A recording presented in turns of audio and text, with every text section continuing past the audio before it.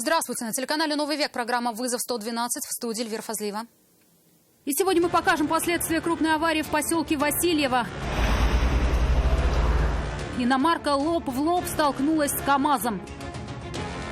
Расскажем, кто и почему ходил с ружьем рядом с детским садом на улице Химиков. И до нас, что ли, добралась А также ликвидация подпольного казино в Альметьевске. А вы сколько вложили? Вон 500 положил, добивает. Не подняли еще? Нет, сейчас снимает 300. Посетители, желая отыграться, не обращали внимания на оперативников. Задержание посредников дачи взятки. Займы попросил. Займы попросили? Да. И крупный пожар в Челнах. Это и не только. Прямо сейчас. 3 человека, 19-летняя девушка, 55-летняя женщина и водитель легковушки, его личность и возраст еще устанавливаются, пострадали в результате крупной аварии в поселке Васильево в Зеленодольском районе сегодня вечером. Легковушка с бурятскими номерами на повороте на большой скорости выехала на полосу встречного движения и практически лоб в лоб столкнулась с едущим там в это время КАМАЗом. Удар был таким, что от левой стороны иномарки мало что осталось. Руль у этого автомобиля расположен справа, иначе у водителя вообще не было бы шансов выжить.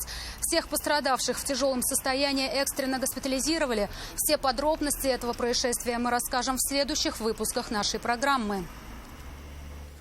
Около детского сада ходит человек с ружьем. Такое сообщение поступило в полицию сегодня утром от очевидцев. Вооруженных людей они заметили на улице Химиков. И до нас, что ли, добралась Там, на небольшом расстоянии друг от друга, расположены несколько дошкольных учреждений и ряд образовательных заведений. Туда сразу же прибыли оперативные службы, место оцепили, но вооруженных людей там не обнаружили. В полицию поступило сообщение от бдительных казанцев.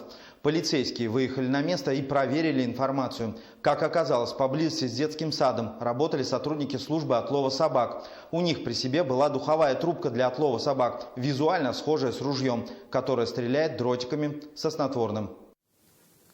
Сильно избитого мужчину обнаружили в подъезде жителей одного из домов Нижнекамска. Ему вызвали скорую помощь, но спасти его врачи не смогли. Он скончался в больнице от полученных травм.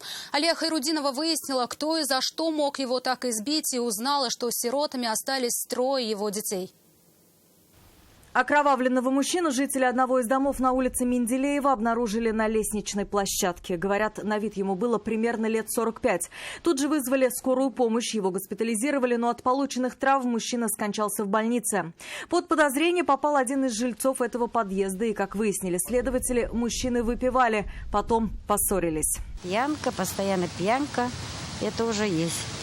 Где пьянка, кончается всегда вот с этими делами. Так спокойно, и все это, чтобы такого, чтобы шум был, гам, это чтобы такого не устраивали они. Словесная перепалка переросла в рукоприкладство. По версии следствия, хозяин квартиры во время драки как минимум 12 раз ударил своего собутыльника тупым тяжелым предметом по голове.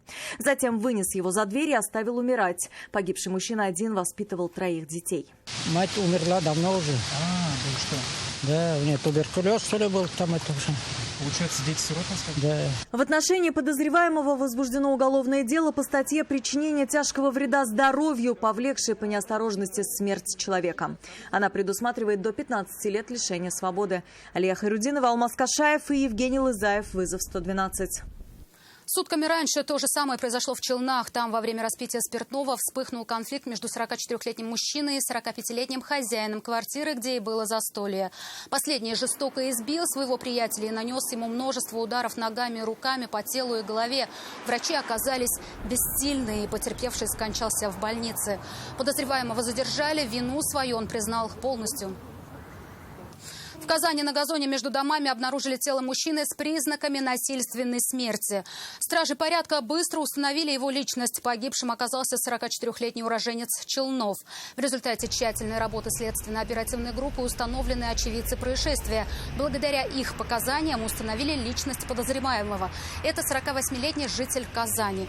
Он скрылся. В настоящее время мужчина находится в розыске. Уголовное дело возбуждено по статье «Убийство».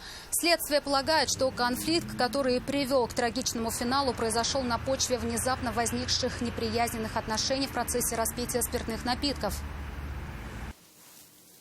В Альметьевске оперативники Управления экономической безопасности выявили нелегальное игорное заведение. Азартные игры пользовались большим успехом. Когда полицейские пришли закрывать подпольное казино, пустых мест там практически не было. А испытывающие судьбу игроки даже не обращали на стражи порядка никакого внимания. Настолько все были увлечены игрой. Выиграл ли кто-нибудь, спросил Рамиль Шайдуллин. Так, что, заканчивать играть или нет? Прерывать игру оперативники не стали. Люди вложили свои деньги и надеялись на выигрыш, хотя все и понимали, что выиграть тут практически невозможно. В любом случае уйдешь в большой минус. Сколько вложили? Сейчас 500 должен мне отдать.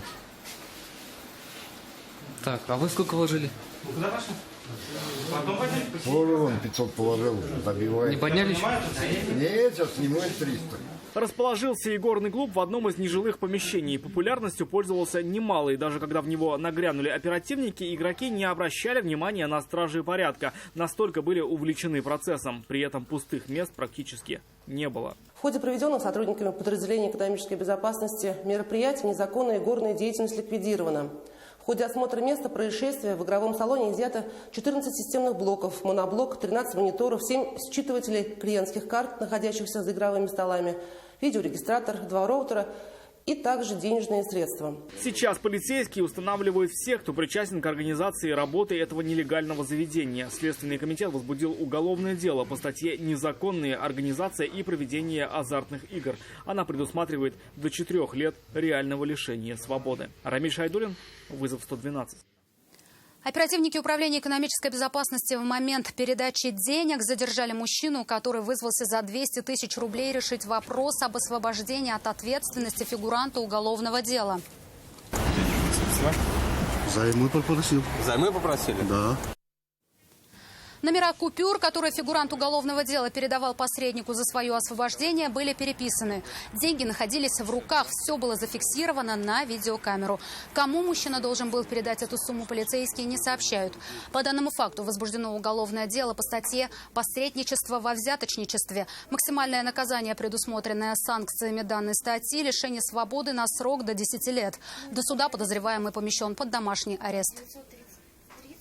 Крупный пожар вспыхнул сегодня в полдень на складе транспортной компании в Набережных Челнах. Сообщение о возгорании крыши бокса на номер вызова пожарной охраны поступило в 11 часов 56 минут.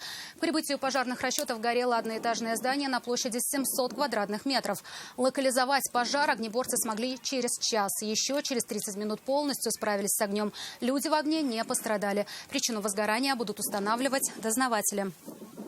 Силы и средства Набережно-Челнинского пожарно-спасательного гарнизона реагировали по вызову номер 2. Площадь пожара составила 700 квадратных метров. В 12 часов 50 минут объявлена локализация пожара, в 13 часов 17 минут ликвидация открытого горения. Всего на тушение данного пожара привлекалось 60 человек личного состава и 18 единиц техники.